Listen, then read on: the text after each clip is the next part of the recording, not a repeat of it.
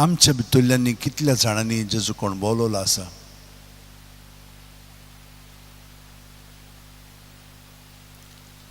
ताणें नवें जिवीत सुरू करून 2000 वर्सां जालीं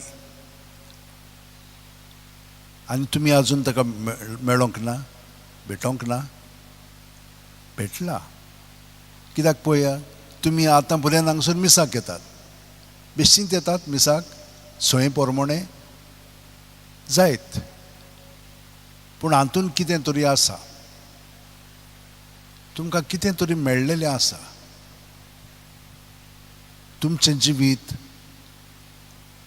जेजूच्या सांगाता सारून तें आमचे हेर भाव भयण आसात तांचे भशेन आमी जियेना. आमचे मदें थोडो तरी फरक आसा. आमी तांचे भशेन संवसारी मनशांच. आमी फोटी मारता, गाय सवता, आमी बाकीचें सगळें नाका जाल्लें कोत्ता. पूण मागीर आमी रोखडीच शिटूक जाता आनी आमकां दूख भोगता आनी आमी एक साक्रामेंत जेजून दवरलेलो आसा, जांची पातकां तुमी बक्षिशात ती बक्षुली जातली म्हणून हो साक्रामेंत आमी घेता आनी तो आमकां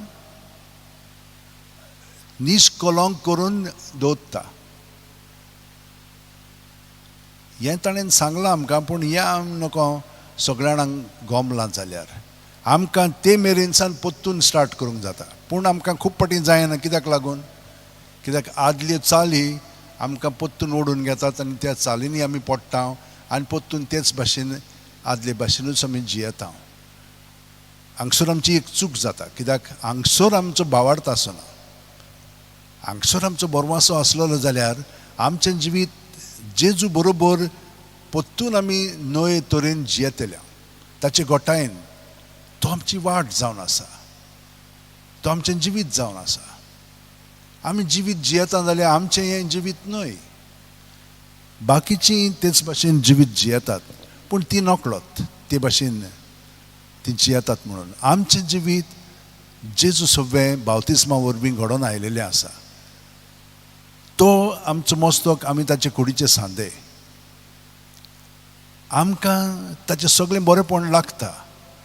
हें सगळें ताणें घडोवन दिलेलें आसा, पूण ते भाशेन आमी खूब पाटी जियेना आनी हे भाशेन आमी घोयले कशे भोंवता. सगळी समजणी आमकां मेळ्ळ्या, पूण ती मेळोंक ना तसले भाशेन जियेता. भयणीन आनी भावनो, आमी कशे भाशेन म्हणून जिवचें? आमकां कितलो आदार देवान दिलेलो आसा. आमकां सगळो गोत्तो गोठायन आपली बोत्ता. जितले पाटी आमी मिसाक येता तेन्ना ह्या एमावसाच्या शिश्यांनी ताका भेटलो आनी तांचें जिवीत बदल्लें. ताचें काळीज उलपण ताच्या उतरांनी ते गोठायन बोल्ले. तेच भाशेन आमी जितले पाटी मिसाक येता तितले पाटी हें आमचें सवें घडटा. पूण आमची आदल्यो चाली आसात पळय त्यो आमकां परतून आदले वाटेनूच वतात. म्हणटच आमचे भितर हे दोन मार्ग आसात. आमी हिंचो म्हणून पत्करूंक जाय, जाणून आमी जेजूचो मार्ग, पूण हाका तर ताचे वाटेन वचोंक जाय जाल्यार हें सगळें आमचे पळय भितर मनांतलें आसा, काळजांतलें आसा, चाली पोरमोणें आसा, तें ताका सगळोच आमी दिवंक जाय. कुमसारान आमी एक पाटीन दिता, पूण सगळो तें दीत रावंक जाय. कित्याक तें बोगोर बोगोर आमचें सगळें उपरासता. कित्याक आमचें मन ते भाशेन आसा आनी जितली पाटी ती उचितना भावना, चाल, आठवणी आयल्यो की ना, जेजूच्या नांवान, सायबीण मांयच्या मागण्यांत हें आमी दरीत तर तुमकां रोखडी सुटका मेवतली आनी नवें जिवीत जेजू सवें जें आमी जिवंक जाय ते भाशेन आमी जियेतले. हांव कित्याक हाका आमी कांय करूंक नाका. आमी फकत जाणो जावंक जाय की जेजू म्हजें सवें आसा आनी ताचें जिवीत हांव जियेता. इतलें सोंपें. आमी बेश्टीच उड्डफूट जाता.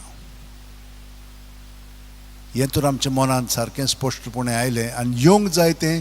कित्याक आमी मागण्यांची मनशां, पूण आमचें मागणें वयलें आमी कोणाक आजीर जायना ना म्हणून आमकांय जायना, आमी वाऱ्यारूच भोंवता घुंवता अशें आमचे भितर घडटा.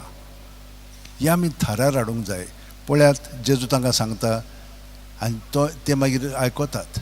जेजू आमकां सदांच आपलें उतर दिता आनी 2 दिसा वेगवेगळे सांगता आनी वर्साच्या वर्सा आमी तें आयकता. पूण वर्साच्या वर्सा आमी तींच न्हय मनशां, आमची वाड जाल्ली आसा, आमचे अणभव घडलेले आसा, त्या अणभवाक लागून आमचें जिवीत वेगळेंच जाता. तर पळयात कशे भाशेन देवाचो पवित्र आत्मा आमकां सगळें शिकयतलो. पेद्रू पळयाळ, पेद्रू कोण आसलेलो? खारवी. पूण आमी खारवी म्हणून खारवी धरपाचें न्हय, ते थंयसर कितें चलता तें तातूंत तो एकदम बरो आसलेलो. दर्या मासली हिचोर मेळटा तें तो जाणो आसलेलो. पूण तें जाणो जावनूय जेजू जेन्ना ताका सांगता तेन्ना तो थटकता. हांव सगळें जाणा, तूं म्हाका कोण थंय सांगताय? पूण ताणें आयकल्या उपरांत ताणें पळयलें की खरेंच हो कोण वेगळोच आसा म्हणून. आमी ते भाशेन ताचें आयकता जेजूचें. जेजूचीं उतरां आसात पूण कितलें म्हणून ताचें आमी आयकता, कितलीं म्हणून आमी तें आयकोन पाळटा, कितले ताचे अणभव आमकां घडले म्हणून ताका दिनवासीत रावतात तुमी. हे भाशेन आनिकूय खोलायन आमचें जिवीत सारच्याक हें आमकां एक आपोवणें आसा. तर पळयात आमी आदले चाली भाशेन न्हय चाली भाशेन जिवंक जाय म्हणून दुसऱ्या वाचपान आमकां सांगलां. आनी पेद्रू पळयात पयल्या वाचपान सगळें ताका सुमूर्तीन सांगलां पळय तें कळीत करता. आदीं तांकां नासलेलें तें, पूण तांकां पवित्र आत्मा दिवन जें जेजू आमकां सांगूंक सोदता तें आमचे वरवीं तो सांगतलो. आनी पेद्रू उबो रावन सगळे पोरजेक हें कळीत करता. तेच भाशेन आमी जाणो जंयसर आमी देवाचें उतर परगट्टा तांकांय हो अणभव घडलेलो आसा. आनी तुमी जेन्ना घोराब्यांत यारां बरोबर आसतात तेन्ना तुमचेय मदें पवित्र आत्मा तुमकां दिवन तुमी खूब दुसऱ्यांक जेजूची खबर सांगतात. ती तुमचे वस्तुंगी न्हय, पवित्र आत्म्यान ती तुमकां सुचयल्ली आसा.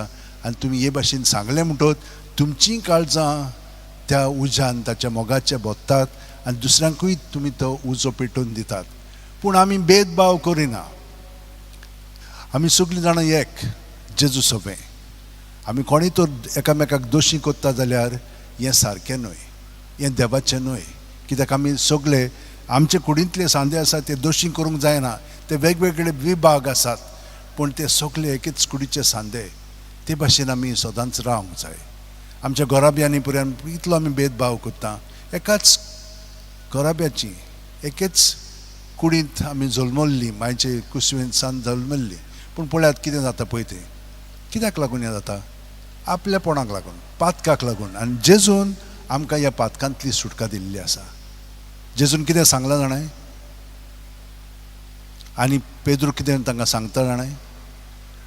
तो आमचे भाशेनूच मनीस, पूण सदांच ताणें आपल्या बापायचे येवजणे प्रमाणे आपलें जिवीत सारलें. खुर्साचें मरण ताका फावो नासलेलें, पूण ताणें आमचे पासत खुर्सार मरण देव बाप ताची सोबे नासलेलो अशें दिसता आमकां. पूण आसलेलो, कित्याक ताणें ताका केन्नाच सोडूंक ना. त्या वखदार पर्यंत तो ताका विस्वाशी रावलो. कित्याक लागून हें सोंसूंक जाय? हांव नकळो पूण देव जाणो. कित्याक ताचें जिवीत एका ओमा भाशेन आमचे पासत तें ताणें वारयल्लें आसा आनी आमकां ताच्या रोगतान ताणें सुटका दिल्ली आसा म्हणून आयच्या देवाच्या उतरान आमकां कळीत केलेलें आसा. म्हज्या भयणीन भावनो, हो गूट आमच्या मनांत अदीक उगडापो जावच्याक कितें म्हणून आमी करूंक जाय? आमची चिंतनां भावना आसात पळय सगळो गत आमी तांचे बरोबर दवरली की ना, भितरलें आमचें मन मागीर मोकळें जातलें, फ्री जातलें, स्वतंत्र जातलें. आनी तो आमचे भितर आसा म्हणटच ताची उतरां, ताची कोरण्यो, ताची चाल आमकां स्पश्टपणे दिसची पडटल्यो. आनी आयज तो आमचे सोबेन जिवंत आसा आनी आयज तो हे भाशेन आमचे सोबेन वावरूंक सोदता. ताका आमी सहकार करतले. हांव सायबीण माय भाशेन जावं म्हजे सोबेन तुजें उतरां पोरमणें म्हणटले आमी. हे पळयात, ते चलता चलता आसतना एकदम निराशे आसलेले. आमी निराशे जाता. कित्याक जेजू कडेन मागता आमी आनी ताका सांगता हें सगळें चलता म्हणून, आनी कांयच आमकां दिसती पडना अशें दिसता. आमी हांगसर जुनानसान मागणें करीत आसा, कित्याक पाप साहेबान म्हणलें आमकां फातिमा सायबीण जशे भाशेन फातिमांक ती दिसती पडली त्या भुरग्यांक, आनी तेणें ताका सांगलें मागात म्हणून घेरां सगळीं बंद जावच्याक. तेन्ना तें घेर पयलें महायुध्द बंद जालें, पूण मागीर कितलींच घेरां घडलीं न्हय. आतां पर्यंत जुनांतान आमी मागताले आनी परतून हें घेर घडलें. आमी निराश जावंक ना, कित्याक पातक ओदीक ओदीक वाडत आसा, पूण देवूय आपले कृपा आमकां दिता, आपलें बरेंपण आपलें राज घडून हाडटा आनी हे भाशेन आमकां घोटाय दिता. म्हणून आनी भावनो, आमी सगळीं जाणां आमचे हात जोडया. आमी सगळीं बरीं मनशां. देव आमचे सगळ्यांत जियेता म्हणटच आमी बरीं जावंकूच जाय, पूण आपलेपणाक लागून पातकाक लागून आमी ताचे सारकीं जायना.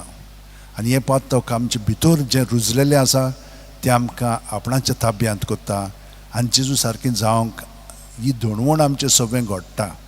पूण आतां हें सगळें आमचें जिवीत ताका भेटोवया. आनी जशे भाशेन भाग्यवन फ्रांसीसच्या वेळार सगळ्या सांतां भक्तांनी आपलें जिवीत पूर्णपणे भितरलें जेजूक भेटयलें, आनी जेजूचे येवजणे प्रमाणे ताच्या मोगा प्रमाणे ते जियेले. तेच भाशेन आमी जिवच्याक हें मागणें हांव तुमचे वतीन म्हणटा. घे दोनिया म्हजी सत्या, म्हजी खुशी, म्हजें गिन्यान, म्हजें काळीज, सगळें म्हजें तितलेंय तुवें तें म्हाका दिलां. तुकाच तें हांव दितां, कित्याक तें सगळें तुजे खुशे प्रमाणे तांचो वापर कर. म्हाका फकत तुजो मोग आनी तुजी कृपा दी, इतलेंच म्हाका पुरो. आमेन.